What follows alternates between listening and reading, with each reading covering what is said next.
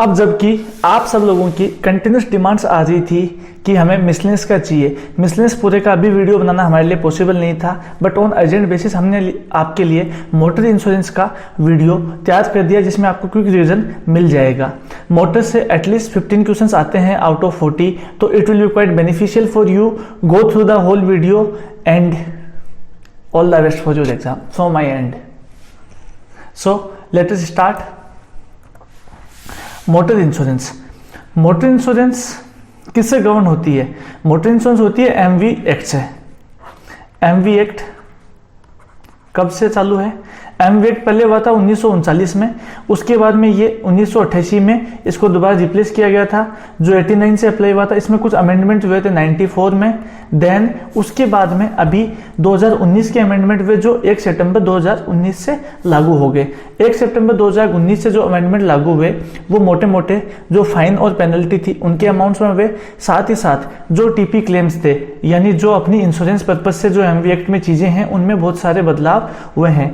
तो और last year जब ऑफिसर्स के प्रमोशन एग्जाम हुआ 2020 में, तो उसमें भी क्वेश्चंस थे वो न्यू वाले एक्ट के बेसिस पे आए थे। हमने इस वीडियो में न्यू वाले एक्ट को पूरा कवर किया है, तो वीडियो एंड तक देखें जिससे कि आपको एग्जाम के टाइम बेनिफिट हो and you can score total marks which are eligible in motor. Motor के 15 सवाल आए तो हमें 15 के 15 सही होने चाहिए, हमारा ये टारगेट होना चाहिए। मोटर में कवर किया गया होता है। मोटर सबसे पहले है named peril policy, all risk policy नहीं है क्योंकि मोटर में कुछ स्पेसिफिक पेरिल्स ही ओनली कवर हैं। सबसे पहले आती है हमारी fire, explosion, self ignition, lighting. आग से जल गई, एक्सप्लोजन हो गया, सेल्फ इग्निशन हो गया, कुछ भी हो गया, यानी गाड़ी में चलती हुई में आग लग गई, खड़ी में आग लग गई, किसी दूसरे ने आग लगा दी, वो सारी फायर मोटर पॉलिसी में कवर है। बर्गलरी, हाउस ब्रेकिंग और थेफ्ट, कोई आपकी गाड़ी को चुरा ले गया, ये कोई आपकी गाड़ी को आपसे छीन ले गया, आपके घर को तोड़ के ताला तोड़ के ले गया, वो सारी चीजें मोटर पॉलिसी में कवर है। राइट एंड स्ट्राइक, दंगे फसाद, अभी जो दिल्ली में जो दंगे फसाद हो रहे हैं, अभी आपने देखा 26 को जो किसान आंदोलन में कुछ राइट्स हो गए थे, उसके अंदर मान लो आपकी गाड़ी चपेट में आ गई और उसकी कोई शीशे तोड़ के चला गया, उस केस में क्या होगा? ये कवर होगा कंडीशन की आपको एफआईआर लिखानी पड़ेगी। अर्थक्वेक, अर्थक्वेक फायर पॉलिसी में, अर्थक्वेक मोटर पॉलिसी में इनबिल्ट कवर है, जबकि फायर, मैरीन इन सब पॉलिसीज में एज अ एड ऑन आता है। अब अर्थक्वेक से मोटर में कैसे नुकसान होगा? मान लो कोई अर्थक्वेक आया, अर्थक्वेक की वजह से आपकी जो गाड़ी है वो पलटी खा गई, सपोज किसी ऐसी जगह खड़ी थी जहां से वो स्लोप में गिर गई, या वो किसी पार्किंग में खड़ी थी, वो खुद पार्किंग डैमेज हो गई जिससे आपकी गाड़ी डैमेज होगी, वो सारे केसेस अर्थक्वेक के कवर है। नेक्स्ट आता है flood, typhoon, hurricane, storm, tempest, in addition cyclone, hailstorm. इन सब की वजह से जो भी नुकसान होता है, कई बार क्या होता है बाढ़ की वजह से आपकी गाड़ी बह जाती है, या साइक्लोन में आपकी गाड़ी बिल्कुल 2-4 पलटी जैसे हवा में साउथ के मूवीज की तरह उड़ने लग जाती है, वो सारी चीजें मोटर पॉलिसी में कवर होती हैं। Next external accident by external means, यानी किसी भारी मीन से एक्सीडेंट। ये मान लो आपकी कोई गाड़ी है, इस पे कोई भी एक्सीडेंट यहां से हो जाए, इधर से हो जाए, इधर से हो जाए, इधर से हो जाए, बट एक्सीडेंट अंदर से नहीं होना चाहिए। भारी मीन से क्या है कि आपने किसी दीवार पे बिठा दी, किसी गाड़ी वाले को आपने टक्कर मार दी, किसी गाड़ी वाले ने आपको टक्कर मार दी, आपकी गाड़ी पलटी खा गई, वो सारी चीजें कवर हैं। बट इंटरनल यदि कुछ होता है, जैसे कि मान लो आपकी गाड़ी में क्या हुआ कि स्टीयरिंग रोड फेल हो गई, तो स्टीयरिंग रोड उसमें कवर नहीं होगी क्योंकि वो इंटरनल डैमेज है। नेक्स्ट है मैलिशियस एक्ट। मैलिशियस एक्ट होता है आपकी गाड़ी यहाँ खड़ी हुई है, मेरे को जलन हो रही थी कि यार ये गाड़ी क्यों ले आया, मैंने आया आपकी गाड़ी के शीशे पे पत्थर मार दिया, पत्थर मार के चला गया, अब आपको पता ही नहीं चला कब आपकी गाड़ी का शीशा टूट गया। Malicious damage is also covered in motor policy. Next is terrorist activity. Terrorism से यदि कोई नुकसान होता है तो वो भी मोटर पॉलिसी में कवर है।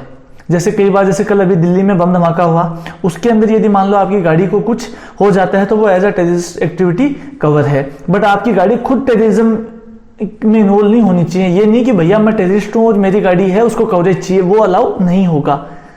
Then next is while in transit by road, rail, inland waterways, lift, elevator और एयरवे। इसका मतलब है कि जब गाड़ी को हम लोग टो करके ले जाते हैं किसी दूसरे व्हीकल पे रख के या किसी दूसरे व्हीकल के पीछे लटका के, तो वो दोनों चीजें, वो रोड, रेल, जो भी ट्रांजिट है वो इसमें कवर है। नेक्स्ट आता है बाई लैंडस्लाइड, रॉक स्लाइड। आप लैंडस्लाइड, रॉक स्लाइड तो जानते हो क्या होता है, उसकी वजह से मान लो आपकी गाड़ी कहीं रॉक स्लाइड में उसके नीचे दब गई तो वो भी कवर है। नव ये तो हो गए अपने ओन डैमेज के, यानी गाड़ी के लिए क्या क्या कवर है। अब गाड़ी कहाँ चलती है? रोड पे। रोड पे कौन होते हैं? इंसान और दूसरी दुनिया। अब दूसरी दुनिया के लिए भी मोटर पॉलिसी यदि कोई नुकसान देती है, यदि आपकी गाड़ी से कोई नुकसान होता है तो मोटर पॉलिसी उसका देती है कवरेज। ये आप सबको पता है, हम लोग जानते हैं। टीपी थर्ड पार्टी, या जिसको हम लोग लायबिलिटी पार्ट बोलते हैं। लायबिलिटी पार्ट क्या करता है? डेथ या इंजरी होती है किसी पर्सन को, उसके लिए कोई फिक्स अमाउंट नहीं है, दैट इज अनलिमिटेड लायबिलिटी। यानी हर जगह लायबिलिटी का हिसाब होता है, यहाँ पे अनलिमिटेड लायबिलिटी का कोई हिसाब किताब नहीं होता। नेक्स्ट आता है डैमेज टू एनी प्रॉपर्टी। अब ये अपना व्हीकल है, इसने किसी की ये दीवार को टक्कर मार दी, ये किसी के साइन बोर्ड को टक्कर मार दी, तो वो इसमें पेएबल है लायबिलिटी में कितना? यदि टू व्हीलर है तो मैक्सिमम अप टू ₹1 लाख, और यदि टू व्हीलर के अलावा कुछ भी है, 3 wheeler, 4 wheeler, 5 wheeler, 6 wheeler, 8 wheeler, 12 wheeler, तो उन केसेस में क्या होगा? हम कितना देंगे? 7.5 लाख मैक्सिमम लायबिलिटी है। ये टीपी के लिए लायबिलिटी है। इसका डेथ और बॉडीली इंजरी से कोई लिमिट नहीं है, क्योंकि डेथ और बॉडीली इंजरी में अनलिमिटेड लायबिलिटी कवर होती है। अपना नेक्स्ट आता है कि एक्सक्लूजन्स क्या क्या है। जैसा कि बताया था, बहुत सी ऐसी चीजें जो कवर नहीं होती। कॉन्सिक्वेशनल लॉस। कॉन्सिक्वेशनल लॉस का क्या मतलब है? जैसे मान लो आपकी ये गाड़ी थी, ये एक्सीडेंट हुआ, एक्सीडेंट की वजह से इसका आगे से बोनट वगैरह टूट गया, और या यूं मानो कि आप इसका बोनट वगैरह सब टूट गया और इसके इंजन से ऑयल लीक हो गया। अब ऑयल लीक होने के बाद में क्या हुआ कि आपने इस गाड़ी को दोबारा वापस स्टार्ट किया। अब बिना ऑयल की गाड़ी को स्टार्ट करोगे, उसका इंजन सीज हो जाएगा, तो वो इंजन यहाँ पे कवर नहीं मिलेगा। दूसरा है depreciation wear tear. Depreciation exclusion इसलिए है क्योंकि जितना डेप्रिसिएट हो गया उतना हम लोग उसमें से वैल्यू में से कट कर देते हैं। अब आप सोच रहे होंगे सर हम तो बस डेप्रिसिएशन काटते हैं और डेप्रिसिएशन को एक्सक्लूड थोड़ी करते हैं। मान लो ये कोई पार्ट था, इसकी 100 रुपये वैल्यू थी न्यू की, अभी इसकी डेप्रिसिएटिव वैल्यू 70 रुपये है, तो जो 30 रुपये है वो अपना डेप्रिसिएशन का एक्सक्लूजन ही है। नेक्स्ट आता है मैकेनिकल इलेक्ट्रिकल ब्रेकडाउन।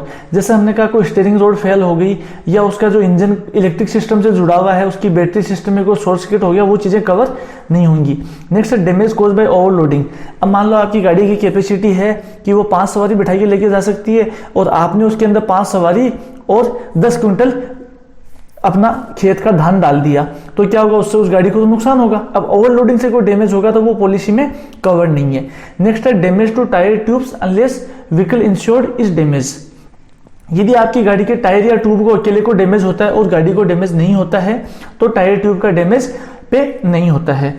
नेक्स्ट है damage to vehicle while driving under influence of intoxic liquid and drugs. यदि दारू के नशे में गाड़ी चलाओगे तो क्लेम पे नहीं होगा। अब यहाँ पे एक इंपॉर्टेंट चीज आती है, आपको एग्जाम में जो क्वेश्चन आएगा उसमें ये आ सकता है, ओनली ये वर्ड इंटॉक्सिकेटिंग लिक्विड और ड्रग्स। आपके ओनली केवल इंटॉक्सिकेटिंग ड्रग्स वर्ड आ सकता है कि उस केस में कवर नहीं है, बिकॉज लिक्विड केवल दारू नहीं, यदि इवन आपकी ड्रग्स लेके चलाते हो या कोई ऐसी मेडिसिन लेते हो जिसमें कि लिमिट से ज्यादा अल्कोहल का अमाउंट है, तो वो भी पॉलिसी में अलाउ नहीं है। नाउ नेक्स्ट इज लॉस और damage by burglary to accessories unless the vehicle is stolen. अब मान लो ये आपकी गाड़ी यहाँ खड़ी थी, क्या हुआ? किसी ने इसके नीचे जैक लगाया, इसके चारों टायर खोल के ले गया। अब जब चारों टायर खोल के ले गया तो क्या होगा? वो मिलेंगे नहीं। यदि आपकी गाड़ी चोरी होती तो ही पे होता, यदि किसी पार्ट को कोई चुरा के लेके जाता है तो वो कवर नहीं होगा। Next is accidental loss incurred outside the geographical area. Motor policy में एक ज्योग्राफिकल एरिया डिसाइडेड होता है कि उतने में ही कवरेज मिलेगा। यदि जो आपका एक्सीडेंट है वो ज्योग्राफिकल एरिया के बाहर होता है तो वो पे नहीं होगा। Now next is claim arising out of contractual liability. यदि कस्टमर ने किसी से कोई कॉन्ट्रेक्चुअल लायबिलिटी यानी कोई कॉन्ट्रैक्ट किया हुआ है जिसमें उसने लायबिलिटी एक्सेप्ट की है, वो पे नहीं होगी।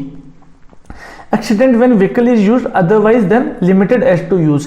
अब क्या है, मोटर में व्हीकल्स की अलग अलग कैटेगरी होती हैं, two wheeler, private car, commercial vehicle. Commercial में भी A1, A2, A3, A4, C1, C2, C3, C4। तो हर व्हीकल की अपनी अपनी एक लिमिट और कंडीशन होती है कि आपको इसी चीज के लिए उसे यूज करना है। आप उसे यदि उसके अलावा किसी दूसरे पर्पज से यूज करते हो तो उस टाइम पे जो क्लेम है वो कवर नहीं होगा। जैसे आपकी प्राइवेट कार हो, उसमें आप सवारियां बिठाने का काम करते हो तो वो कवर नहीं होगी। Now next is any liability arising out of ionising radiation, nuclear radiation. कोई रेडिएशन की वजह से यदि कोई लायबिलिटी अराइज हो रही है तो वो भी पॉलिसी में कवर नहीं होगी। नेक्स्ट है एनी डैमेज और liability arising out in connection with war. Terrorism activity cover है बट वार मोटर पॉलिसी में कवर नहीं है। नेक्स्ट अपने आते हैं पॉलिसी में कंडीशन क्या क्या है। सबसे पहले है कोई भी लॉस होता है तो कस्टमर को, इंश्योरेंस कंपनी को इमीडिएटली नोटिस देना पड़ेगा। नेक्स्ट है, यदि मान लो कोई थेफ्ट या कोई क्रिमिनल एक्ट हुआ है, बर्गलरी हुई है, कुछ भी हुआ है, तो उसमें आपको पुलिस को एफआईआर लिखानी पड़ेगी। जैसे मान लो कोई राइट्स हो गए, कोई टेररिज्म एक्टिविटी से नुकसान हुआ, तो आपको पुलिस में एफआईआर लिखानी पड़ेगी। अब यदि कोई थर्ड पार्टी क्लेम हुआ है, तो जो इंश्योर्ड है उसको बिना अपनी इंश्योरेंस कंपनी के कंसेंट के बिना उसे कोई भी रिटर्न कमिटमेंट नहीं देना चाहिए कि मैं तुम्हें इतने पैसे दे दूंगा। मान लो सपोज मेरी गाड़ी से आपकी टांग टूट गई, तो मैं आपको बोलूंगा लो भाई 20,000 रुपए ले लो और इस क्लेम को सेटल करो। ऐसा नहीं चलेगा, वो इंश्योरेंस कंपनी पे नहीं करेगी। आप कर सकते हो ऐसा, बट इंश्योरेंस कंपनी से यदि आप चाहो कि इंश्योरेंस कंपनी आपको ये 20,000 रुपए दे दे, वो नहीं चलेगा, क्योंकि इंश्योरेंस कंपनी के कंसेंट के बिना आपने ये सेटलमेंट किया था। नाउ नेक्स्ट क्या है, टोटल लॉस और जो कंस्ट्रक्टिव टोटल लॉस के क्लेम है वो किस पे सेटल होते हैं, आईडीवी पे। आईडीवी क्या होती है, इंश्योर्ड डिक्लेयर्ड वैल्यू। और जो पार्शियल लॉस के क्लेम होते हैं वो किस पे होते हैं, actual cost of repair subject to depreciation. यानी कि मान लो कोई पार्टी डैमेज हुआ तो उसकी पार्ट की जो एक्चुअल लेने की कॉस्ट है उसमें से हम कितना घटा देंगे, डिप्रिसिएशन। यदि नील डेप लिया हुआ है तो डिप्रिसिएशन नहीं काटा जाएगा। The insured should take all reasonable steps to safeguard vehicle from loss. अब ऐसा नहीं है कि इंश्योर्ड ऐसे चला है कि भाई ठीक है कोई बात नहीं, गाड़ी भिड़ गई तो भिड़ गई, क्लेम ले लेंगे। हमेशा कस्टमर को गाड़ी को बिल्कुल सेफली और रूल्स को फॉलो करते हुए चलाना चाहिए। अब इसका एग्जांपल देता हूं, मान लो हाईवे है, हाईवे पर स्पीड लिमिट है 80 और आपकी गाड़ी जा रही है 120 की स्पीड से।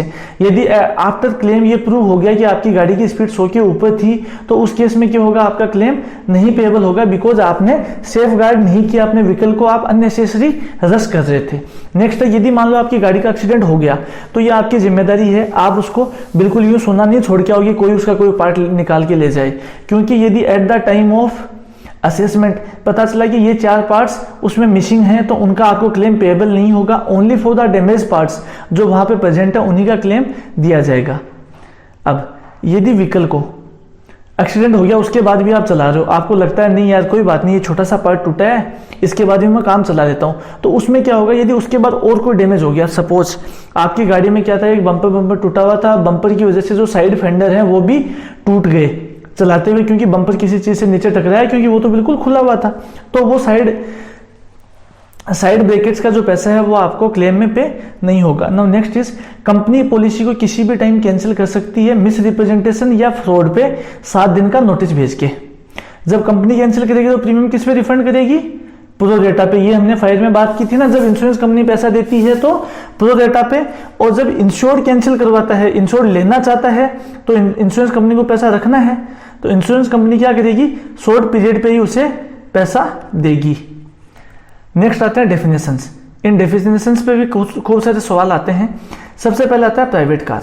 प्राइवेट कार क्या होती है, एक टाइप ऑफ व्हीकल जिसको सोशल, डोमेस्टिक और प्रोफेशनल पर्पस के लिए ही यूज किया जा सकता है। जैसे कि आप अपने किसी रिश्तेदार के घर से आ सकते हो, अपने घर परिवार के साथ घूमने जा सकते हो, या अपने ऑफिस में जाके ऑफिस से घर आ सकते हो। ऐसा नहीं है कि आप उसमें सवारियां बैठा के चलाने लग जाओ। ना ही प्राइवेट कार में आप गुड्स को कैरी कर सकते हो, यानी जैसे कैंपर है जो एक एग्जांपल है, जिसमें क्या है, आगे 5 सीट होती हैं, पीछे गुड्स कैरिंग स्पेस होता है, बट उसे आप प्राइवेट कार में नहीं कर सकते, बिकॉज उसमें आप गुड्स कैरी केवल प्राइवेट कार में केवल सैंपल्स को कैरी कर सकते हो। यदि इसमें आप सैंपल ले जाते हो तब तक ठीक है, बट यदि आप इसमें गुड्स लेके जाते हो तो ये हो जाएगा कॉमर्शियल व्हीकल। और प्राइवेट कार क्या होता है, 3 टायर का हो सकता है, 4 का हो सकता है, 6 का हो सकता है, 8 का हो सकता है, 10 का हो सकता है। ऐसा नहीं है कि बस प्राइवेट कार में काउंट नहीं होगी, सब्जेक्ट टू कि वो बस केवल प्राइवेट, यानी आप अपने घर के पर्पज के लिए ही यूज कर रहे हो, आप अपने घर परिवार के लोगों को ही ले जाने के लिए उसका यूज कर रहे हो। ऐसा पॉसिबल होता नहीं, इसीलिए बस को हम रेयरली देखते हैं कि कोई बस को प्राइवेट कार में इंश्योर किया गया हो। नाउ नेक्स्ट आता है टू व्हीलर। टू व्हीलर आप सब जानते ही हो, mechanically self propelled vehicle with gear और without gear working only on 2 tyres, यानी जिसके 2 टायर हैं वो टू व्हीलर या मोटरसाइकिल में ही काउंट होगा। नेक्स्ट आता है मोटर कैब। मोटर कैब होती है कॉमर्शियल टैक्सी जिसमें अप टू 6 पैसेंजर हो, यानी अप टू 6 पैसेंजर वाले टैक्सी को बोला जाता है मोटर कैब, और 6 से 12 वाले टैक्सी को बोला जाता है maxi cab. I guess you got it. इन दोनों पे सवाल काफी बार पूछा जाता है, मोटर कैब क्या होती है, मैक्सी कैब क्या होती है। मोटर कैब होती है अप टू 6 और मैक्सी कैब होती है 6 से लेके 12 तक। Okay, 6 to 12। नाउ नेक्स्ट आता है अपना कॉन्ट्रैक्ट कैरिज। कॉन्ट्रैक्ट कैरिज होता है जब आप किसी की गाड़ी को भाड़े पे लेके जाते हो, जैसे हम लोग टैक्सी करके लेके जाते हैं, यानी ऑन रेंट।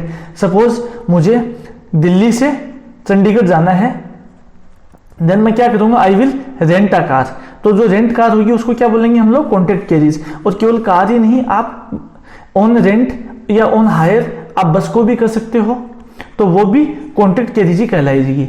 स्टेज कैरियर क्या होती है, जो आप नॉर्मली बस में ट्रेवल करते हो, मान लो आपकी दिल्ली से लेके चंडीगढ़ के लिए बस चलती हैं, तो ये जो दिल्ली से चंडीगढ़ वाली बसें हैं, ये बसें किस में काउंट होंगी, स्टेज कैरियर। जो मान लो दिल्ली से सवारी उठाएगी, उसके बाद रोहतक से उठाएगी, फिर भिवानी से उठाएगी, फिर पानीपत से उठाएगी, यानी जो जगह जगह रुकती हैं वहां से सवारी उठाती है। सवारी अपना अलग अलग किराया देता है, उन्हें हम लोग देते हैं स्टेज कैरियर।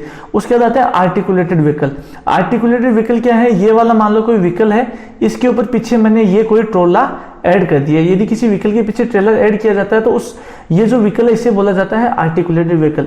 आर्टिकुलेटेड व्हीकल का एग्जांपल क्या होते हैं, जो ट्रेलर होते हैं। मान लो आपका अशोका लेलैंड 4512 है, ये एक ट्रेलर है। इसमें क्या होता है, आगे उसका हॉर्स होता है, पीछे ट्रेलर होता है, दोनों को हम लोग केवल एज अ सिंगल यूनिट ही इंश्योर करते हैं, तो उसको आर्टिकुलेटेड व्हीकल बोला जाता है। यदि आप ट्रैक्टर और ट्रॉली को अलग अलग इंश्योर करवाते हो तो वो आर्टिकुलेटेड व्हीकल नहीं होंगे। जब वो दोनों एक साथ ऑपरेशन कर रहे हैं तो वो आर्टिकुलेटेड व्हीकल कहलाएगा। ना नेक्स्ट आते हैं जनरल रेगुलेशंस।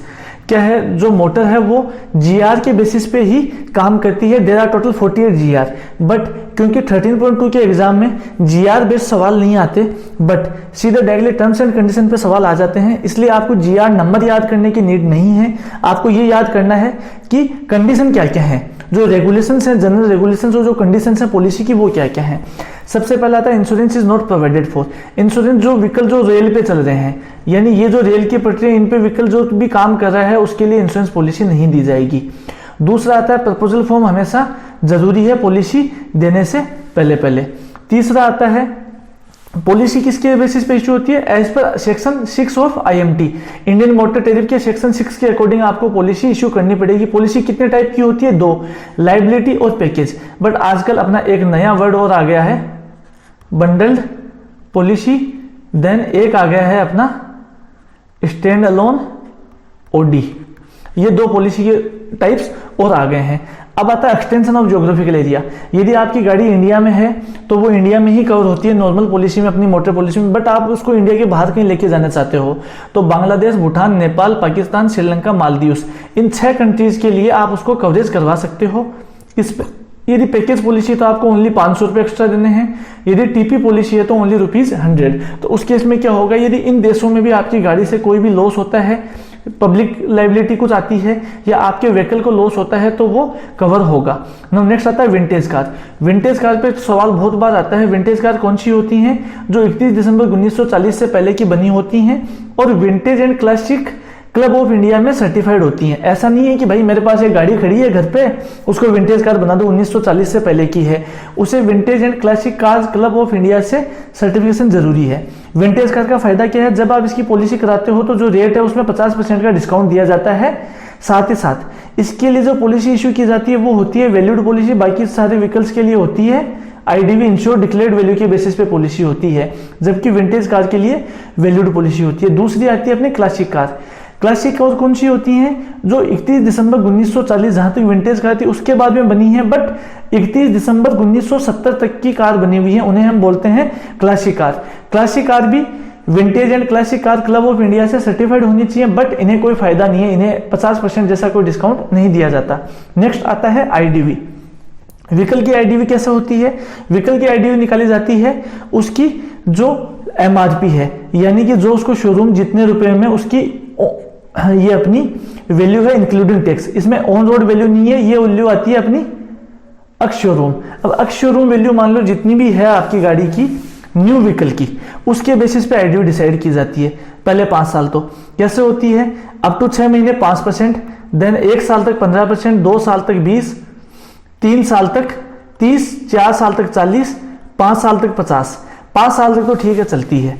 5 साल बाद में गाड़ी की वैल्यू निकाली जाती है, इंश्योर्ड और इंश्योरर के बीच में समझौता करके उनको वो आपस में एग्री कर लेते हैं कि हाँ भाई ठीक है, इस गाड़ी में डेप्रिसिएशन 60% काटना है या 80% IDV डेप्रिशिएट करके बनानी है। तो IDV ऐसा नहीं है कि किसी एक द्वारा डिसाइड की जाती है। फायर मरीन में क्या करता है, कस्टमर इंश्योरेंस की वैल्यू डिसाइड करता है, बट मोटर में दोनों लोग एग्री करते हैं, कस्टमर और इंश्योरर। तो आपने एक बार आईडीवी फिक्स कर दी तो आपको उस पर क्लेम देना ही है, ऐसा नहीं कर सकते कि भाई ये आईडीवी कम है या आईडीवी ज्यादा है। नेक्स्ट आते हैं अपने डेप्रिसिएशन ऑफ पार्ट्स। कोई भी व्हीकल है, यदि उसमें आपने नील डेप्रिसिएशन पॉलिसी नहीं ली हुई है तो उसके पार्ट्स पे डेप्रिसिएशन करता है। कितना करता है? रबड़, plastic, tyre, tube, battery, airbags, इन सब में, पेंट मटेरियल में, इनमें कितना करता है? 50%। उसके बाद में फाइबर ग्लास के कंपोनेंट में कितना करता है? 30%।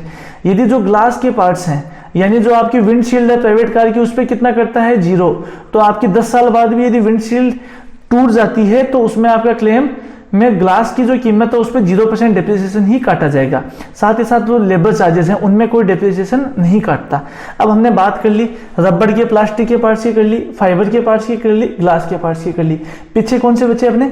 आयरन के, वुड के, ऐसे पार्ट्स बचे जो मेटल के पार्ट्स बचे। मेटल के पार्ट्स के लिए क्या होता है? 6 महीने तक कोई डेप्रिसिएशन नहीं, 1 साल तक 5%, 2 साल तक 10%, 3 साल तक 15%, 4 साल तक 25%, 5 साल तक 35%, 10 साल तक 40% और 10 से ज्यादा साल है तो मैक्सिमम अपने 50% डेप्रिसिएशन काटते हैं। ऐसा नहीं है कि आप किसी पार्ट पे 80% डेप्रिसिएशन काट लोगे, आप मैक्सिमम 50% डेप्रिसिएशन ही काट सकते हैं। अब आती है बात पेंट मटेरियल की। पेंट मटेरियल पे कितना करता है? 50% डेप्रिसिएशन काटा जाता है पेंट मटेरियल के केस में। नेक्स्ट आता है पीरियड ऑफ इंश्योरेंस। पॉलिसी कितने टाइम के लिए होती है? पॉलिसी का जो पीरियड है स्टैंडर्ड वो होता है 12 मंथ। एक्सेप्ट प्राइवेट कार और टू व्हीलर, जिनमें आजकल बंडल पॉलिसी आ गई है। प्राइवेट कार में आती है 3 साल की, टू व्हीलर में आती है 5 साल की। आजकल उसमें ये कर दिया कि ओडी इसमें मैक्सिमम 1 साल का ही देगा। तो क्योंकि इस साल ही इसका सर्कुलर आया है तो आप ये सवाल आ सकता है कि मैक्सिमम जो पॉलिसी है ओडी है, ऑन डैमेज का कवरेज है, वो कितने साल के लिए दिया जाएगा? तो मैक्सिमम ऑन डैमेज का कवर एक साल के लिए दिया जाएगा। पहले जो बंडल पॉलिसी में 5 साल का ऑन डैमेज कवर था वो अभी हो चुका है बंद। उसके बाद में शॉर्ट पीरियड पॉलिसी भी इश्यू की जा सकती है, 12 महीने से कम की, बट ये किसके लिए होंगी? ओनली पैकेज पॉलिसी के लिए। यदि आप टीपी ओनली में जाते हो और ये पॉलिसी चाहते हो तो आपको नहीं मिलेगी। नाउ नेक्स्ट आता है पेमेंट ऑफ प्रीमियम। जो पॉलिसी का प्रीमियम है वो आपको 100% एक साथ ही देना पड़ेगा। ये नहीं चलेगा कि मैं अभी 500 रुपए दे देता हूं, 500 रुपए अगले महीने दे दूंगा, 600 रुपए 2 महीने बाद दे दूंगा। बिकॉज एज पर 64VB जो भी पॉलिसी इश्यू करने से पहले प्रीमियम है, पूरा प्रीमियम आपके पास आ जाना चाहिए। नेक्स्ट है मिनिमम कितना प्रीमियम होगा। यदि स्पेशली डिजाइंड व्हीकल है, हैंडीकैप्ड और मेंटली चैलेंज पीपल के लिए, तो उसमें होगा मिनिमम 25 रुपए प्रीमियम लेना ही पड़ेगा। और बाकी सारी गाड़ियों के लिए कम से कम 100 रुपए तो प्रीमियम लेना ही पड़ेगा। और ये जो प्रीमियम है ये क्या है? अपना विदाउट टैक्स वाला प्रीमियम है।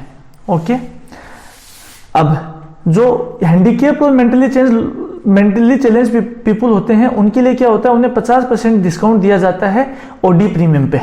यानी जब वो पॉलिसी करवाने आएंगे मिनिमम प्रीमियम तो उनके लिए 25 रुपए की कंडीशन है ही, साथ ही साथ उन्हें कितना मिलेगा? 50% डिस्काउंट मिलेगा ओडी वाले पार्ट पे। ओके, नेक्स्ट चलते हैं ट्रांसफर। ट्रांसफर कब करवाना होता है? 14 दिन के अंदर अंदर, जब से आपकी आरसी में नाम ट्रांसफर हो गया। और यदि इन केस ऑफ डेथ, मान लो जो इंश्योर्ड है वो मर गया, तो उसके फैमिली मेंबर, उसके जो नॉमिनी है उसके नाम पे यदि करवाना है तो उसे टाइम मिलता है 90 दिन का। कितने रुपए मिलते हैं ट्रांसफर के? 50 रुपए लगते हैं। किस लिए? क्योंकि आपको न्यू सर्टिफिकेट इश्यू करके दिया जाता है। जो भी हम पैसों की बात कर रहे हैं वो सारे विदाउट टैक्स हैं। टैक्स इन सब पे इंक्लूड, एक्स्ट्रा आपको पे करना है। अब ये जो आता है इसमें एक और चीज होती है ट्रांसफर में। ट्रांसफर के टाइम पे क्या होता है कि एनसीबी को भी रिकवर किया जाता है, क्योंकि एनसीबी हमेशा दी जाती है मालिक को। जितनी पुराने मालिक को मिल रही है एनसीबी वो हम रिकवर करेंगे। नया मालिक यदि जितने के लिए भी एलिजिबल है, इवन वो यदि नहीं एलिजिबल है तो हम 0% एनसीबी के हिसाब से उससे जो पैसा आएगा वो लेंगे। किस बेसिस पे? प्रो रेटा बेसिस पे। ऐसा नहीं है कि हम भैया शॉर्ट पीरियड बेसिस पे लेंगे क्योंकि आपके नाम पे तो पॉलिसी 3 महीने ही चलेगी। एनसीबी का जो ट्रांसफर के केस में रिकवरी है वो होती है प्रो रेटा बेसिस पे। अब किसके लिए होती है एनसीबी की रिकवरी? नॉर्मल ट्रांसफर के लिए। यदि डेट ट्रांसफर है तो उसमें नहीं होगी। और कॉर्पोरेट, मान लो कि आपकी कंपनी है नेशनल ने अपने ब्रांच मैनेजर को गाड़ी दी हुई है, 5 साल बाद वो गाड़ी यदि नेशनल का ब्रांच मैनेजर अपने नाम करवाता है तो उस केस में क्या होगा कि उसे एनसीबी नहीं छोड़नी पड़ेगी, बशर्ते कि उसे कंपनी एक सर्टिफिकेट देगी कि ये वाली जो हमारी फलानी कार थी इसको मिस्टर ABCD ही ऑपरेट करते थे। ओके, नाउ नेक्स्ट आता है GR 19/2021, ये होते हैं हायर लेजर एंड हाइपोथिकेशन से रिलेटेड। क्या होता है, जब आपने गाड़ी मान लो किसी को भाड़े पे दे रखी है लंबे टाइम के लिए, उसके मान लो आपने 1 साल के लिए अपनी गाड़ी दे दी है किसी को कि भैया आप चलाओ, आप कमाओ, हमें इतना पैसा दे देना, उस केस में पॉलिसी किसके नाम पे होगी? हायर के नाम पे। यदि सेम आपने यदि लीजी को दे दी है तो उस पर भी लेसी के नाम पे होगी in case of lease agreement. साथ ही साथ यदि बैंक हाइपोथिकेशन है, ये चीज इंपॉर्टेंट आती है, तो उसमें क्या होती है, उसमें जो आरसी में रजिस्टर्ड ओनर है उसी के नाम से पॉलिसी बनाई जाती है। उसमें ऐसा नहीं चलता कि आप बैंक के नाम से पॉलिसी बना दो, बैंक के नाम से पॉलिसी नहीं बनाई जाती। ये इंपॉर्टेंट रखना कि यदि हायर एग्रीमेंट है तो हायर के नाम पे, लीज एग्रीमेंट है तो लेसी के नाम पे, बट यदि बैंक का हाइपोथिकेशन या बैंक फाइनेंस है तो उसमें रजिस्टर्ड ओनर के नाम पे ही पॉलिसी इश्यू की जाती है। उसके बाद जो नेक्स्ट अपनी कंडीशन आती है, आजकल कवर नोट वैसे बंद हो गया, बट इससे सवाल पूछा जा सकता है कि कवर नोट किस में इश्यू होता है। कवर नोट इश्यू होता है फॉर्म नंबर 52 में एज पर रूल 142(1), और पॉलिसी किस में इश्यू होती है? पॉलिसी इश्यू होती है फॉर्म नंबर 51 में एज पर रूल 141। इसके बाद नेक्स्ट आता है कैंसिलेशन। हमने कैंसिलेशन का स्टार्ट में भी देखा था।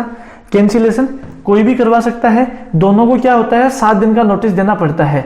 अब 7 दिन के नोटिस पे जो चाहे वो कैंसिल करवा सकता है। कंडीशन क्या है?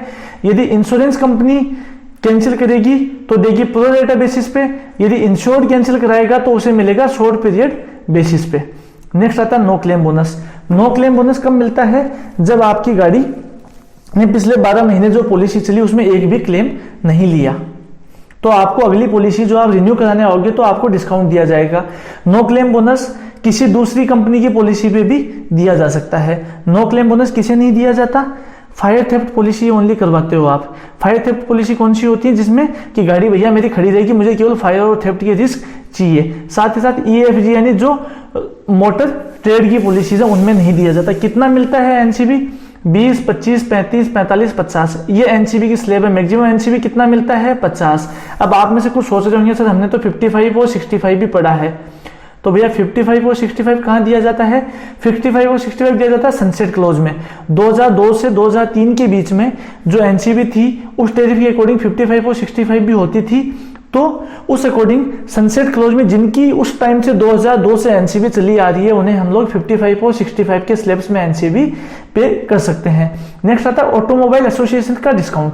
बहुत सारी ऑटोमोबाइल की रजिस्टर्ड एसोसिएशन हैं, यदि उनका कोई मेंबर होता है तो उसे ओडी पोर्शन में 5% का डिस्काउंट मिलता है। ये 5% का जो डिस्काउंट है ये किस पे दिया जाता है? 2 व्हीलर और प्राइवेट कार, इन्हीं केवल 2 में ये डिस्काउंट दिया जाता है। कितना मिलता है? 2 व्हीलर में मिलता है 50 रुपए का मैक्सिमम, और प्राइवेट कार में मिलता है 100 रुपए का, यानी बहुत मिनिमल डिस्काउंट है, रेयरली इसको यूज किया जाता है। नेक्स्ट है concession for laid up vehicle. Laid up vehicle कौन से होते हैं? लेड अप व्हीकल वो व्हीकल्स होते हैं जिनको की ये सॉरी मैंने 12 महीने यहाँ गलती से लिख दिया, 2 महीने से ज्यादा से वो आइडल खड़े हो। यहाँ पे ये अपना 2 मंथ है, आप इसको 12 महीने ना पढ़ें। 2 महीने से यदि कोई गाड़ी खड़ी हुई है, यूज नहीं आ रही, तो उसको वो लेड अप पीरियड हो सकता है। अब लेड अप पीरियड की कंडीशन क्या है? जिस दिन से गाड़ी खड़ी हो रही है उस दिन वो कंपनी को इन्फॉर्मेशन देगा कि भैया मेरी गाड़ी अब आज से खड़ी हुई है और ये 2 महीने के लिए खड़ी रहेगी, 4 महीने के लिए खड़ी रहेगी। साथ ही साथ वो अपनी आरटीओ में भी उसकी इन्फॉर्मेशन देगा कि मेरी गाड़ी लेड अप है। अब इस केस में लेड अप में मिलेगा क्या फायदा उसे? जो उसका पॉलिसी पीरियड है उसको आगे बढ़ा दिया जाएगा उतने टाइम के लिए जितने टाइम का लेड अप था। साथ ही साथ दूसरा ऑप्शन वो और चूज कर सकता है कि वो जो अगली पॉलिसी को रिन्यू करवा रहा है उस टाइम पे इस प्रीमियम को यूज ले सकता है, उसको उतना रिफंड उसके अकाउंट में मिल जाएगा। बट कस्टमर के बैंक अकाउंट में हम लोग रिफंड लेड अप पीरियड का नहीं देंगे, उसके बैंक अकाउंट में रिफंड नहीं दिया जाएगा। आइदर वो उसको एक्सटेंड करवा सकता है, आइदर वो at the time of renewal उसको ऐड करवा सकता है। नाउ नेक्स्ट है कि इंश्योर्ड प्रीमाइसेस और साइट्स। यदि मान लो कोई इंश्योर्ड बोलता है कि भाई मेरी गाड़ी तो मेरे खेत के बाहर निकलती नहीं है, तो उस केस में उसे हम लोग 33.3% का डिस्काउंट दे देंगे। बट कंडीशन क्या है? उसके खेत के बाहर कोई नुकसान होता है तो वो हम पे नहीं करेंगे। ये इंपॉर्टेंट होता है। जो साइट्स होती हैं, जो फैक्ट्रीज होती हैं, उनमें क्या करते हैं, जो अपने गुड्स कैरिंग व्हीकल होते हैं उनके लिए हम लोग ऑन कॉन्फाइड टू ऑन साइट का इंश्योरेंस दे देते हैं, जिसमें कि उसे 33.33% का डिस्काउंट मिल जाता है। नेक्स्ट बात करते हैं CPA। आपको पता होगा CPA 15 लाख का कंपलसरी हो गया, यानी कस्टमर को लेना ही पड़ेगा। साथ ही साथ हमारी सारी पॉलिसी में नेम्ड और अननेम्ड कवर दिया जाता है। ड्राइवर के लिए, को पैसेंजर्स के लिए, को ट्रेवलर्स के लिए मैक्सिमम कितना होता है? 2 लाख तक का। आप 1 लाख ले सकते हो, 10,000 ले सकते हो, 20,000 ले सकते हो, बट मैक्सिमम आप 2 लाख तक का ये कवर ले सकते हो। जो टीपीपीडी थर्ड पार्टी के प्रॉपर्टी डैमेज की जो हमने लिमिट थी, कितनी थी? 1 लाख इसमें थी टू व्हीलर में, और 7.5 लाख इसमें थी बाकी सारे व्हीकल्स में। उसको हम घटा के कितना कर सकते हैं? 6,000 रुपए। अब इसमें क्या फायदा होगा? उसको रिफंड मिलेगा कॉमर्शियल व्हीकल में 200 रुपए, जिसमें कि उसके 3 व्हीलर और 2 व्हीलर कॉमर्शियल व्हीकल इंक्लूड नहीं होंगे। उसके बाद में 3 व्हीलर में मिलेगा 150 रुपए, टैक्सी में और प्राइवेट कार में मिलेगा, टैक्सी और 3 व्हीलर में मिलेगा 150 रुपए, प्राइवेट कार में मिलेगा उसे 100 रुपए, 2 व्हीलर में मिलेगा 50 रुपए। तो अब आपको क्या लगता है कि 200 रुपए के फायदे के लिए आप अपने प्रॉपर्टी डैमेज की लायबिलिटी को कम करवाना चाहेंगे? जो कस्टमर मूर्ख होता है वो ये चीज यूज करता है। नेक्स्ट है इलेक्ट्रॉनिक फिटिंग्स। अब मान लो कोई गाड़ी है, आपने उसके अंदर पहले इनबिल्ट कंपनी की ओर से एसी नहीं आई, बट आपने उसके बाद में उसमें एसी लगवा ली, तो क्या होगा? उस एसी की वैल्यू आईडीवी में तो आएगी नहीं, उसको आपको अलग से डिक्लेयर करना पड़ेगा और वो आईडीवी के प्लस में वैल्यू हो जाएगी। At the time of claim वो भी आपको पेएबल होगी। दूसरा है use of CNG LPG fuel. मान लो सीएनजी और एलपीजी फ्यूल को पेट्रोल या डीजल के साथ में यूज किया जाता है, तो उस केस में क्या होगा कि उस व्हीकल को कवरेज दिया जाएगा, बट उसके लिए उसे एडिशनल ₹60 का प्रीमियम देना पड़ेगा टीपी चार्जेस के लिए। और यदि जो उसका एलपीजी या सीएनजी किट है वो कंपनी का इनबिल्ट फिट नहीं है, उसने बाहर से फिट करवाया है, तो उसको इंश्योर करने के लिए उसे उसके लिए वैल्यू डिक्लेयर करके उसको आईडीवी में प्लस करवाना पड़ेगा। नेक्स्ट है जो ड्राइविंग ट्यूशन के लिए व्हीकल्स यूज होते हैं उन पे एक्स्ट्रा प्रीमियम लगाया जाता है, ऑडियो और टीपी दोनों पोर्शंस पे। नेक्स्ट कंडीशन आती है vehicle can be granted coverage for fire theft risk only. अब मान लो आपकी गाड़ी, आप कहते हो भैया मुझे लाइबिलिटी रिस्क नहीं चाहिए, मेरी गाड़ी मेरे घर पे 12 महीने खड़ी रहने वाली है, मुझे केवल आप फायर और थेफ्ट की रिस्क दे दो, तो वो हम दे सकते हैं। बट किसको नहीं दे सकते? क्लास डी, ई, एफ, जी। क्लास डी होते हैं मिसलेनियस क्लास ऑफ व्हीकल, ई होता है रोड ट्रांजिट, एफ होता है रोड रिस्क एंड जी होता है शोरूम रिस्क। साथ ही साथ अब यदि वो चाहता है कि मुझे फायर थेफ्ट रिस्क चाहिए विद लाइबिलिटी, यानी कि मुझे फायर थेफ्ट की रिस्क लेनी है, मुझे रोड पे यदि कोई एक्सीडेंट हो जाता है या और कोई एक्सवाइजेड डैमेज हो जाता है, वो कवरेज नहीं लेना, ओनली मुझे फायर और थेफ्ट की रिस्क साथ में लाइबिलिटी लेनी है, यानी कि लिमिटेड पैकेज पॉलिसी। ये भी हम इशू कर सकते हैं। ये किसको इशू नहीं कर सकते? ये क्लास डी के यानी मिसलेनियस व्हीकल्स को हम लोग ये वाली पॉलिसी इशू नहीं कर सकते। उसके बाद बात आती है अपनी एक्सेस की। एक्सेस कौन सी पॉलिसी में कितना कटेगा? तो एक्सेस वाली स्लाइड को आप इजीली पॉज करके आराम से पढ़ लेना, सारे व्हीकल्स के आप एक्सेस को याद कर लेना, बिकॉज आपको एग्जाम में डायरेक्टली ये भी सवाल आ सकता है कि टू व्हीलर में एक्सेस कितना कटेगा, प्राइवेट कार में कितना कटेगा। साथ ही साथ एक इंपॉर्टेंट चीज जो और आ सकती है, वो आपसे कोई न्यूमेरिकल देके उसमें दे देगा ये 2 पार्ट हैं ये, तो आपको डेप्रिसिएशन की वैल्यू याद रखने के साथ साथ एक्सेस भी आपको ध्यान रहना चाहिए, तभी आप उस क्लेम को न्यूमेरिकल को कर पाओगे। नेक्स्ट आते हैं टोविंग चार्जेस। टोविंग चार्जेस में क्या होता है कि पॉलिसी में इनबिल्ट भी कुछ टोविंग चार्जेस होते हैं, उसके साथ साथ एडिशनल टोविंग चार्जेस भी दिए जाते हैं। इनकी लिमिट्स हमने यहाँ पे लिख दी है। 2 wheeler, private car, 3 wheeler, taxi less than 6 passenger, taxi more than 6 passenger, commercial vehicle and trade risk. तो यानी इन सारी पॉलिसी में क्या है कि आपको ये जो फिगर्स हैं इनको आप याद कर लेना कि टोविंग इनबिल्ट पॉलिसी में कितना है वो तो आपको यहाँ से मिल जाएंगी, साथ ही साथ में टोविंग जो कि उसको एड ऑन में कितना ले सकता है। अब ये एड ऑन वाले टोविंग पे ये रेट चार्ट है कि इतना पैसा लगेगा, बट शायद इतना इस लेवल पे सवाल आपसे नहीं पूछा जाएगा, तो आप केवल इन फिगर्स पे फोकस करें और इन फिगर्स को याद करके एग्जाम में जाएं।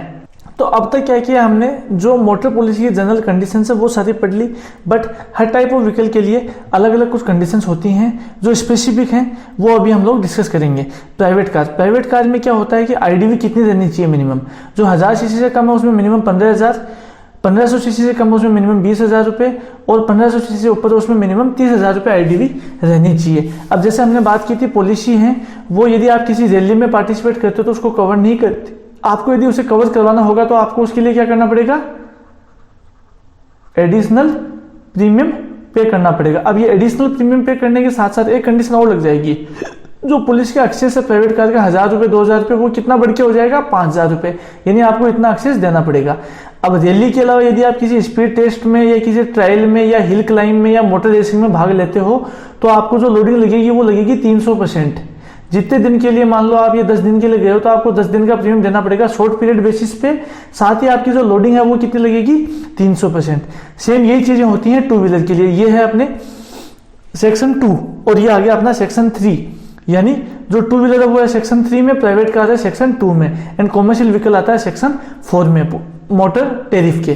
तो टू व्हीलर पॉलिसी में क्या है, यदि जो 150 से कम सीसी है उसके लिए 5,000 रुपये है, 150 से 350 तक सीसी है उसमें 6,000 रुपये मिनिमम आईडीवी रहेगी, और जो 350 से ऊपर की है उसमें रहेगी आईडीवी अपनी 7,000 रुपये।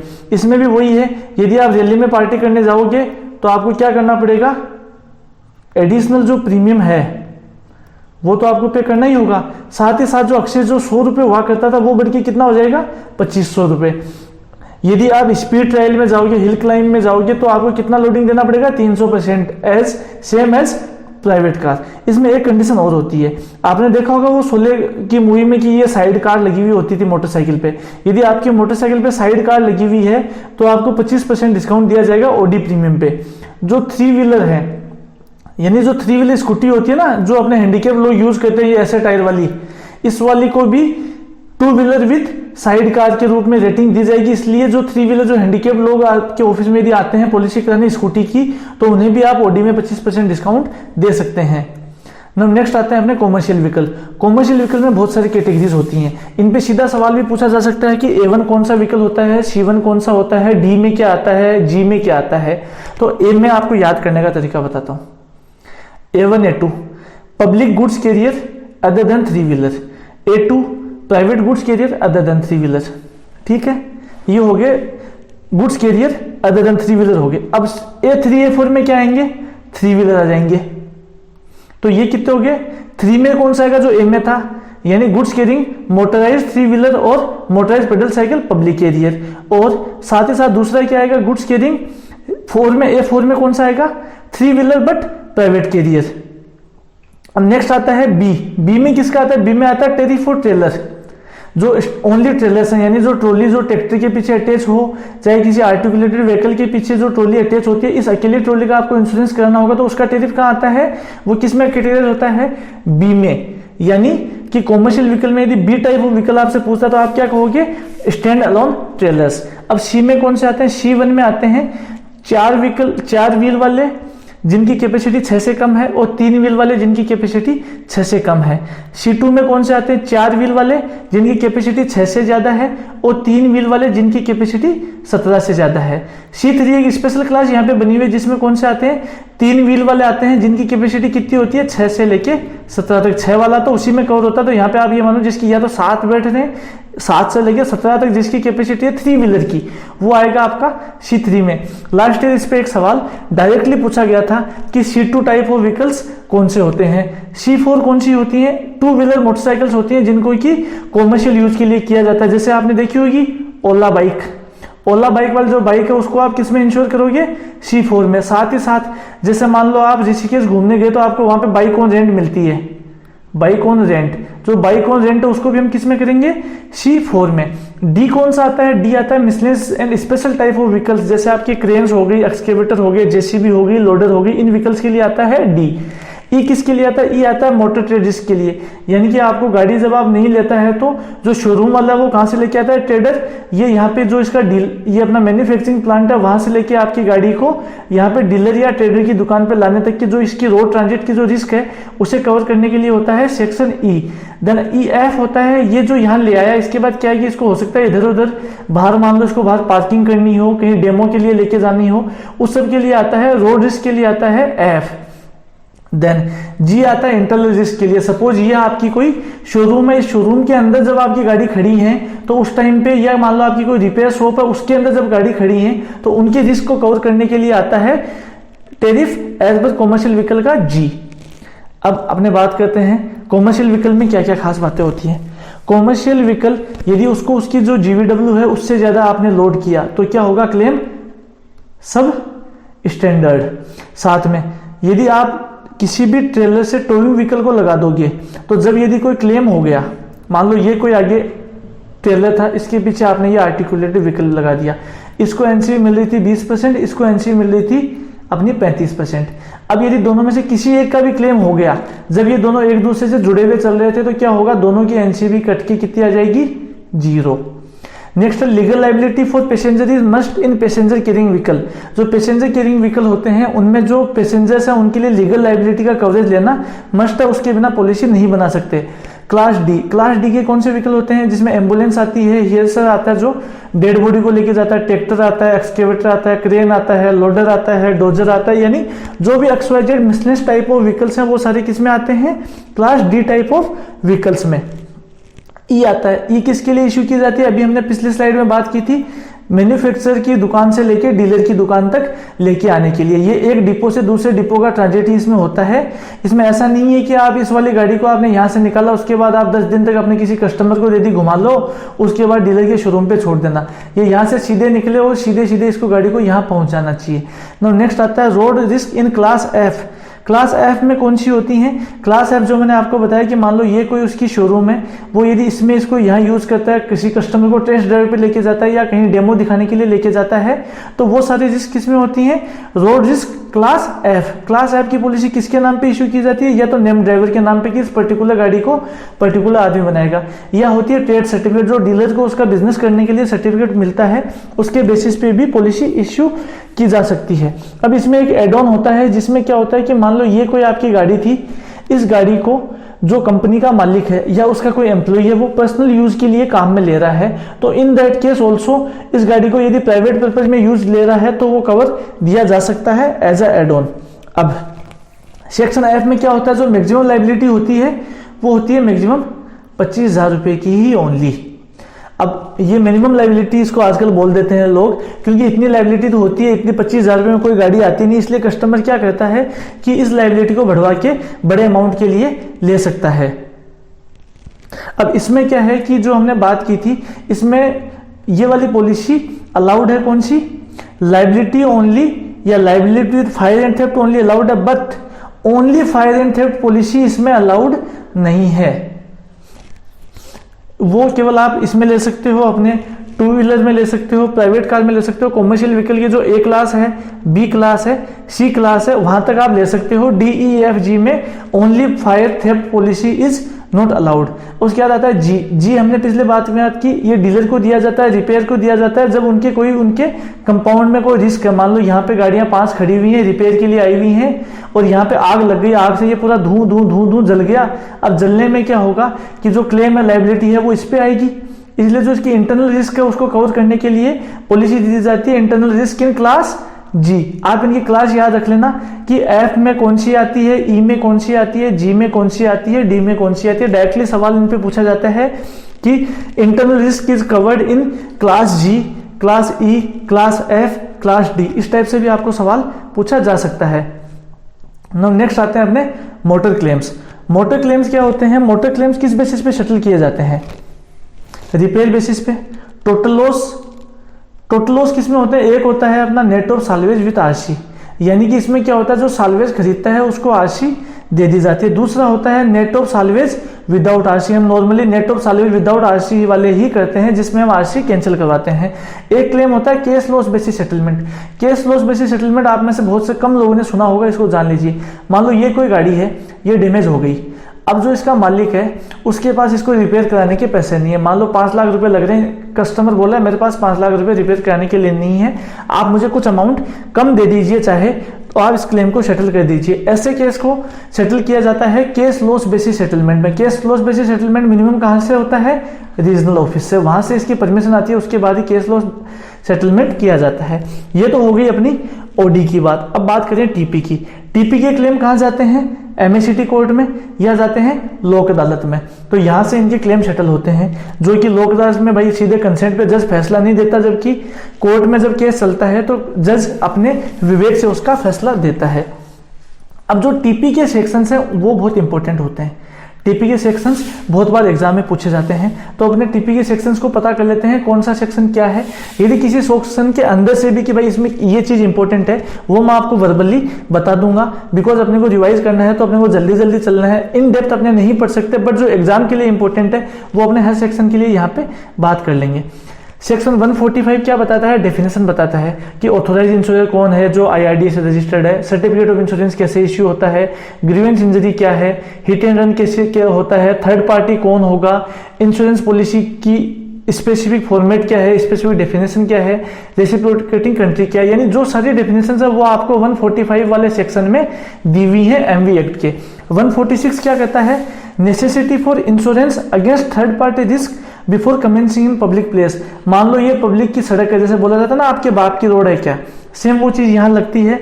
आपको इस पब्लिक प्लेस पे आने से पहले आपके पास एटलीस्ट टीपी का इंश्योरेंस तो होना चाहिए। यदि आपके पास टीपी का इंश्योरेंस नहीं है तो वो आपकी जिम्मेदारी है कि at the time of claim आपको पे करना पड़ेगा। और यदि आपको कोई पुलिस वाला पकड़ लेता है तो फाइनलिटी पे करनी पड़ेगी। इसलिए जो 146 सेक्शन है वो क्या कहता है कि कंपलसरी आपके पास इंश्योरेंस होना जरूरी है। 147 क्या कहता है कि पॉलिसी कौन सी होनी चाहिए और उसमें लिमिट ऑफ लायबिलिटी क्या होनी चाहिए। 147 डिफाइन करता है कि एटलीस्ट आपकी 6,000 रुपए की जो टीपीपीडी है, साथ ही साथ में अनलिमिटेड जो डेथ और इंजरी की जो लिमिट है वो होनी चाहिए। नेक्स्ट आता है सेक्शन 149।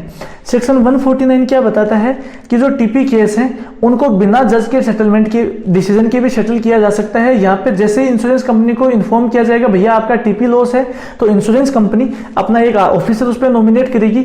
वो ऑफिसर उस केस के अंदर जो सामने वाली पार्टी उसे एक अमाउंट ऑफर करेगा। यदि आपने सामने वाली पार्टी ने 149 सेक्शन में यदि उस ऑफर को एक्सेप्ट कर लिया तो उसे 161, 164 और 166 में क्लेम लेने की जो उसकी ऑप्शन है वो खारिज हो जाएगा। जैसे 161 अपना हिट एंड रन का है, 164 अपना एनएफएल है एंड 166 अदर देन एनएफएल है।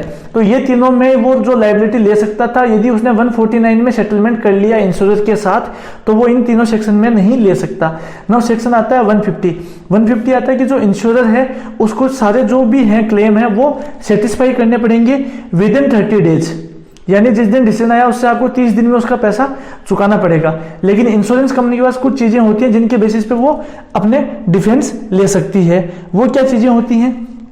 इंश्योरेंस कंपनी ले सकती है कि मान लो कोई प्राइवेट कार है उसको हायर या रिवार्ड के लिए यूज किया गया है, जबकि वो इंश्योर किसमें था? प्राइवेट कार में। सेकेंड है, यदि उसको कोई चीज ऑर्गेनाइज रेसिंग या स्पीड टेस्टिंग में जा रहा है तो वो वाले के लिए भी कंपनी मना कर सकती है, भैया ये हमारी पॉलिसी में कवर नहीं है, इस टाइम पे उसने किसी को नुकसान पहुंचाया है तो वो कस्टमर की खुद की जिम्मेदारी है। For a purpose not allowed in the permit under the vehicle is use. मान लो आपकी गाड़ी का जो परमिट है वो तो है आपका केवल राजस्थान का और आप गाड़ी लेके जा रहे हो गुजरात में, तो इस केस में क्या होगा कि ये अलाउड नहीं होगा। नेक्स्ट है driving by a person who is not duly licensed और लाइसेंस हैज बीन डिस्क्वालिफाइड। अब क्या है, मान लो ये कोई ट्रक है और इसको चला रहा है अपना मोटरसाइकिल विद गियर वाला MCWG लाइसेंस वाला व्हीकल आदमी, तो क्या वो अलाउड होगा? उसका क्लेम नहीं होगा।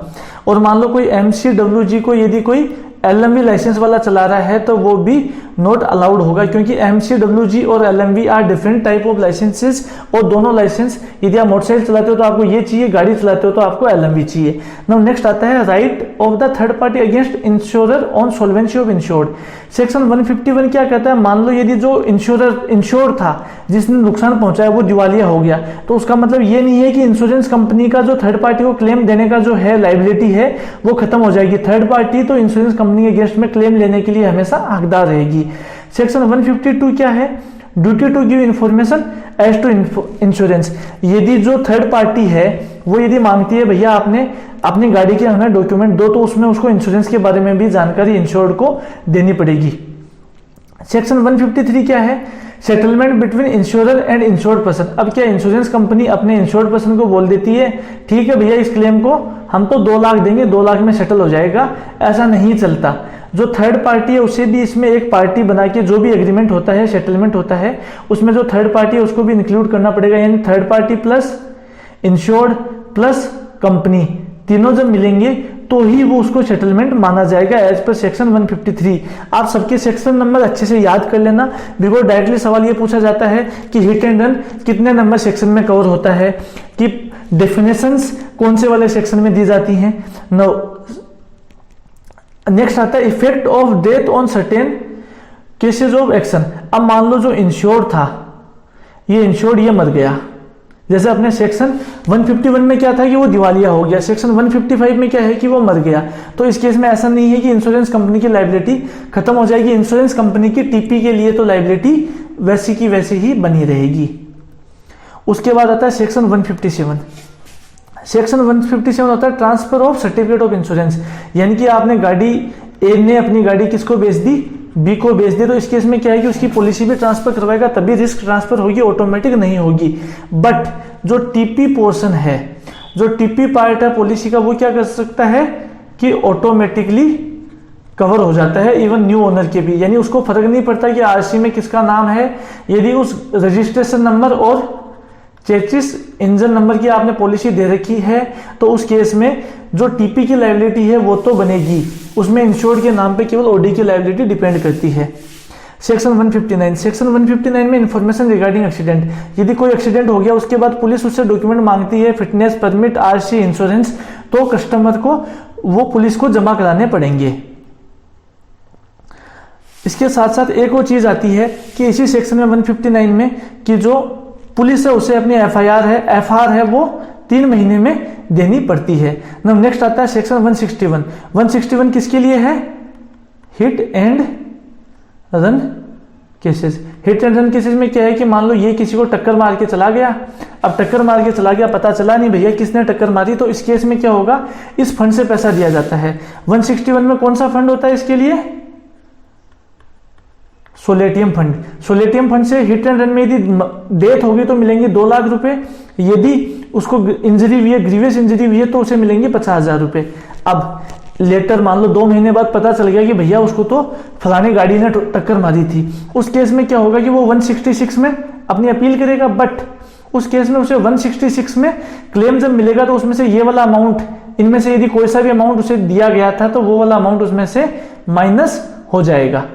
अब अपनी नेक्स्ट आती है scheme of golden hour. Section 162 है, वो क्या बोलता है कि यदि किसी भी कस्टमर का किसी भी रोड पे किसी भी एक्सीडेंट में किसी को इंजरी हुई है तो गवर्नमेंट को एक ऐसा फंड बनाना है जो उसको शुरुआती 1 आवर में किसी भी प्राइवेट या गवर्नमेंट हॉस्पिटल में केसलेस ट्रीटमेंट दे, उसका पैसा उस फंड से दिया जाए। ये स्कीम ऑफ गोल्डन आवर है। इसमें ऐसा माना जाता है कि गोल्डन आवर यानी एक्सीडेंट के बाद पहले 1 घंटे में उसको ट्रीटमेंट मिल जाए तो उसके बचने के चांसेस काफी बढ़ जाते हैं। सेक्शन 163 क्या कहता है कि यदि आपको सेक्शन 164 में क्लेम लेना है तो जो कंपनसेशन 161 में दिया गया है वो आपको रिटर्न करना पड़ेगा। अब सेक्शन 164 किसके लिए है? NFL, no fault liability. यहां पे आपको अपनी लायबिलिटी प्रूव नहीं करनी पड़ती कि भाई मेरी कोई गलती नहीं थी, सामने वाले की सारी गलती थी। आप यदि इवन आपकी गलती है और सामने वाली गाड़ी ने आपको टक्कर मार दी और आपको डेथ हो गई या ग्रीवेंस इंजरी हो गई तो उस केस में बिना फॉल्ट साबित किया आपको डेथ के केस में 5 लाख रुपए मिलेंगे और ग्रीवेंस इंजरी के केस में 2.5 लाख रुपए मिलेंगे। लेकिन जब आप ये 5 लाख या 2.5 लाख रुपए एनएफएल में ले लोगे उसके बाद आप सेक्शन 166 में आप अप्लाई नहीं कर सकते।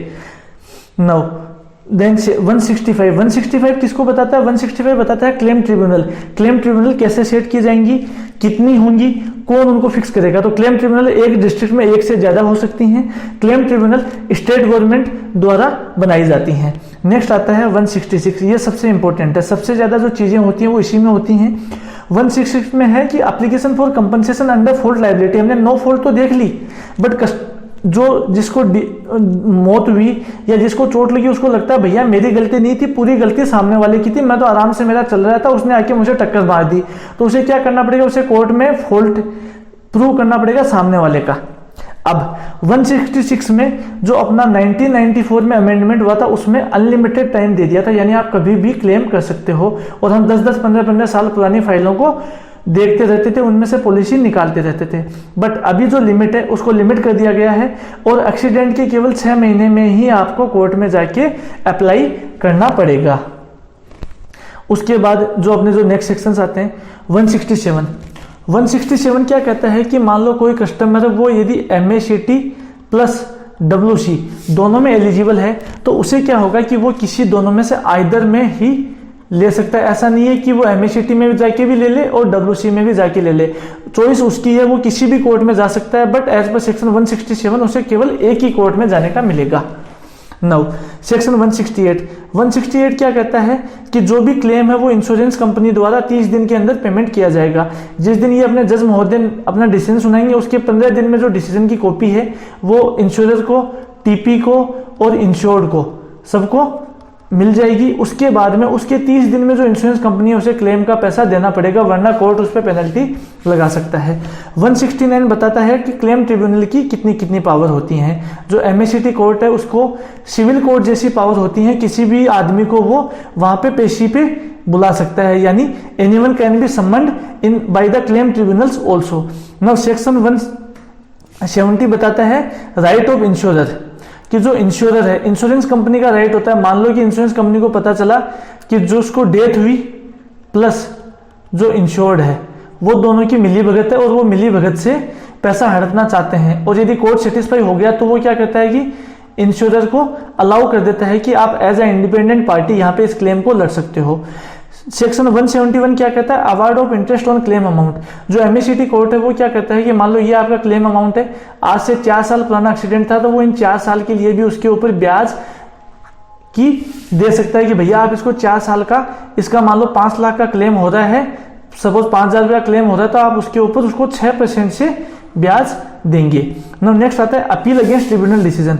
अब जो ट्रिब्यूनल ने डिसीजन दिया उसके अगेंस्ट में आप अपील कर सकते हो। अपील कहाँ की जाती है, हाई कोर्ट में। कितने दिन में की जाती है, with in the 90 days of decision, decision के 90 दिन में। बट आपको क्या होगा, उसके लिए 30 दिन में आपको जो एमएसीटी है उसको इन्फॉर्म करना पड़ेगा। साथ ही जो क्लेम 1 लाख से ज्यादा के हैं केवल उन्हीं के लिए आपको अलाउ है कि आप ऊपर के कोर्ट में अपील कर सकते हो। उसमें आपको जो 50% अमाउंट है क्लेम का, मैक्सिमम अप टू 25,000 रुपए, वो आपको कोर्ट में पे करना पड़ेगा। इसके बाद नेक्स्ट आता है अपना रिकवरी बाय सीजर। अब क्या है, इंश्योरेंस कंपनी या इंश्योर्ड के अगेंस्ट में मान लो कोई डिसीजन दिया और वो उसका पैसा नहीं दे रहा, तो क्या करेगा, कोर्ट उसकी चीजों को सीज कर देगा। जैसे कई बार आपने देखा होगा इंश्योरेंस कंपनी के ऑफिस को सीज कर जाते हैं, या फिर यदि इंश्योर्ड के अगेंस्ट में तो जो भी उसके नाम पे प्रॉपर्टी है उसको सीज कर दिया जाता है। नेक्स्ट है bar on jurisdiction of civil court. 175 कहता है कि जहां पे एमएसीटी का कोर्ट है उस जगह पे सिविल कोर्ट एमएसीटी के केसेस को नहीं ले सकता। ये एज पर सेक्शन 175 है। नेक्स्ट आता है सेक्शन 176। 176 किसके पावर बताता है, स्टेट गवर्नमेंट की, कि स्टेट गवर्नमेंट कितने ट्रिब्यूनल बनाएगा, ट्रिब्यूनल में क्या क्या प्रोसेस रहेगा। क्योंकि हमने पीछे पढ़ाई था कि अपने सेक्शन 165 में कि जो ट्रिब्यूनल है वो कौन बनाता है, अपना स्टेट गवर्नमेंट बनाती है। तो as per section 176 state tribunal को पावर दी जाती है कि वो उसके लिए डिसीजंस ले सकता है। नाउ इसके बाद कुछ इंपॉर्टेंट और एमवी एक्ट के सेक्शंस हैं जो कि अपने काम आते हैं। सेक्शन 39 क्या कहता है कि व्हीकल का रजिस्ट्रेशन जरूरी है, 30 दिन के अंदर अंदर आपको रजिस्ट्रेशन कराना पड़ेगा। आजकल तो क्या है कि व्हीकल जैसे ही शोरूम से निकलता है उससे पहले उसका टैक्स रजिस्ट्रेशन का फिल किया जाता है। Now next come section 56। Section 56 बात करता है फिटनेस की। किसी भी व्हीकल, कॉमर्शियल व्हीकल की फिटनेस होनी जरूरी है। जो अपना न्यू व्हीकल है, न्यू व्हीकल के लिए फिटनेस जारी की जाती है 2 साल के लिए। उसके बाद में जो रिन्यूअल होता है फिटनेस का वो होता है 1 साल के लिए। If fitness is invalid, RC is also invalid. ये बहुत इंपॉर्टेंट चीज है। चाहे आपकी आरसी वैलिड हो बट आपकी यदि फिटनेस इनवैलिड होगी तो उस केस में क्या होगा, आरसी भी ऑटोमेटिक इनवैलिड हो जाएगी। सेक्शन 66 की बात करता है परमिट की। अब उसके बाद आती है बात लाइसेंस की। लाइसेंस कौन सा होता है, किस व्हीकल के लिए होता है। जो मोटरसाइकिल विद गियर लाइसेंस या लाइट मोटर व्हीकल के लाइसेंस हैं उनकी वैलिडिटी कितनी होती है। यदि आपने 30 साल की उम्र से पहले बनवाया है तो वो valid till the age of 40 years. मान लो आपने 19 साल की उम्र में बनाया है तो उसकी वैलिडिटी जब तक आप 40 के होगे तब तक चलेगी। यदि आपका लाइसेंस है वो 30 से 50 के बीच में बना है तो उसकी वैलिडिटी रहेगी 10 ईयर। मान लो 32 साल वाले ने बनाया तो उसको 42 की उम्र में जाके रिन्यू कराना पड़ेगा। यदि 50 से 55 वाले का है तो वो कब तक होगा, जब तक उसकी उम्र 60 होगी तब तक चालू रहेगा। यदि जिसकी 55 से उम्र है तो उसका क्या होगा, हर 5 साल के लिए रिन्यू होगा। मान लो जिसकी 57 उम्र है तो उसका लाइसेंस 62 की उम्र तक के लिए बन जाएगा। 62 में उसे फिर रिन्यू कराना पड़ेगा, तब उसका लाइसेंस 67 की एज तक के लिए बन जाएगा। ये है किसके लिए, एलएमवी और मोटरसाइकिल विद गियर लाइसेंस के लिए। यदि आपके पास ट्रांसपोर्ट लाइसेंस है, ट्रांसपोर्ट लाइसेंस के लिए मिनिमम एज कितनी होती है, 20 ईयर्स। जबकि लाइट मोटर व्हीकल और एमसीजी के लिए होती है 18 ईयर्स। ये कितना होता है, हर 5 साल में रिन्यू होगा। यानी 20 वाले को 25 में कराना पड़ेगा, फिर 30 में कराना पड़ेगा। ऐसा नहीं है कि 25 वाला सीधा 40 तक जैसे कि एलएमवी में चलता है वैसे चल जाएगा। अब इसमें एक होता है हैजार्डस गुड्स, जो पेट्रोल भर के लाते हैं या केमिकल भर के लाते हैं, उसके लिए एक अलग से एंडोर्समेंट होता है जिसको हर 3 साल में आपको रिन्यू करवाना पड़ता है। अभी सुप्रीम कोर्ट के डिसीजन से एक इंपॉर्टेंट चीज आई है कि जो गुड्स कैरिंग व्हीकल या जो कॉमर्शियल व्हीकल है जिनका जो GVW है वो लेस देन 7500 kg है, वो कॉमर्शियल व्हीकल को भी LMV लाइसेंस के साथ चला सकते हैं, उसके लिए ट्रांसपोर्ट लाइसेंस की नीड नहीं रहेगी। ये इंपॉर्टेंट चीज है, इस पे सवाल आ सकता है कि 7500 kg से कम वाले व्हीकल के लिए आपको अलाउड है LMV लाइसेंस पे ट्रांसपोर्ट व्हीकल चलाना। अब इसके बाद एक दो सेक्शन जो हमारे रह गए थे उनको हम और बात कर लेते हैं। सेक्शन 133 बात करता है कि जो गाड़ी का ओनर है उसे regarding RC, licence, permit, fitness, ये सारी चीजें उसे जब जब मांगी जाएंगी कोर्ट में या पुलिस स्टेशन में उसे पेश करनी पड़ेंगी। सेक्शन 134 बताता है ड्राइवर की जिम्मेदारी। ड्राइवर की जिम्मेदारी क्या होती है कि सबसे पहले तो यदि उसने किसी को इंजर कर दिया तो वो उसको हॉस्पिटल लेके जाए, उसके बाद नियरेस्ट पुलिस स्टेशन में एक्सीडेंट की सारी डिटेल दे, और जो अपनी इंश्योरेंस कंपनी है उसको भी वो 24 आवर्स में इसके बारे में इंफॉर्मेशन दे। ये जो 24 आवर्स की जो कंडीशन है वो दोनों के लिए लगती है, ओनर और ड्राइवर दोनों के लिए। अब उसके बाद एक आता है, ये यहाँ पे इसके नीचे आ गया है अपना 134A। इस पे सवाल आपकी गारंटेड आएगा, गारंटी से लिख के दे सकता हूं मैं। 134A में क्या है कि protection of good Samaritan. Good Samaritan क्या होता है कि मान लो आपने किसी को रोड पे या एक्सीडेंट में देखा कि ये इंजर्ड पड़ा हुआ है, आपने उसको या तो कोई मेडिकल ट्रीटमेंट दे दिया या आपने उसको नियरेस्ट हॉस्पिटल पहुंचा दिया, तो उसको क्या होगा कि उसका प्रोटेक्शन है। पहले हमें ये डर लगता था भैया कि यदि मान लो मैंने किसी को हॉस्पिटल पहुंचाया तो मेरे खिलाफ माथाफोड़ी पड़ जाएगी और मुझे पुलिस के खूब सारे चक्कर काटने पड़ेंगे। इसी चीज को अवॉइड करने के लिए 134A आया। 134A में क्या है कि जो गुड सेमेटेरियन है उसको पुलिस किसी भी हाल में नहीं बुला सकती, उसकी मर्जी है। यदि मैं इस क्लेम में बयान दूंगा तो ही उसे बुलाया जाएगा, वरना उसकी कोई पेशी और उसे पुलिस किसी भी प्रकार से परेशान नहीं करेगी, उसको बाइज्जत वहां से विदा किया जाएगा।